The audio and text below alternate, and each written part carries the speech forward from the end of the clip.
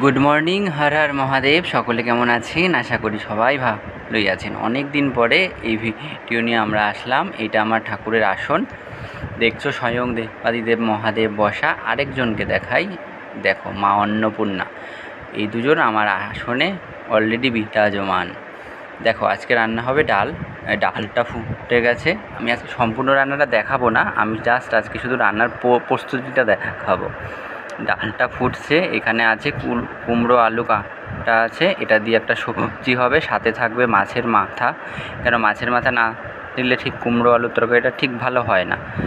এখানে আছে পেঁয়াজ বাটা, এখানে আছে আদা রসুন পেস্ট, আর এখানে কেটে রেখেছি মাংসর জন্য পেঁয়াজ, আলু আর হচ্ছে কাঁচা লঙ্কা। কেন আজকের মেনুতে মাংসও আছে। যাই হোক, তোমরা কে কোথা থেকে ভিডিও দেখছো অবশ্যই আমাকে জানাবে।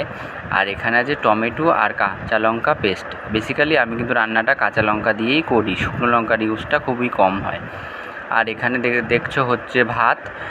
আর যেহেতু এখানে যারা খাওয়া দাওয়া করে তারা বেসিক্যালি কর্ম করেই খায় আর কি। যাই হোক, সবাই কর্ম করেই খায়। আর যেহেতু এরা ফ্যাক্টরিতে কাজ করে, এদের ঝাল বা খাওয়া খুবই একটা ঠিক নয়, তাই আমি কাঁচা লঙ্কাটা ইউজ করি। আর এটা দেখছো ভেন্ডি কাটা আছে, এগুলো ভেন্ডি ভাজা হবে। আর এগুলো হচ্ছে চিকেন, যেটা দেখিয়েছিলাম চিকেনের রান্নার প্রস্তুতিটা, সব কিছু কাটা ছিল। আর এটা হচ্ছে চিকেন, এখানে প্রায় 3 কিলো চিকেন আছে। যাই হোক, আজকের মতো এখানেই শেষ করছি। হর হর মহাদেব।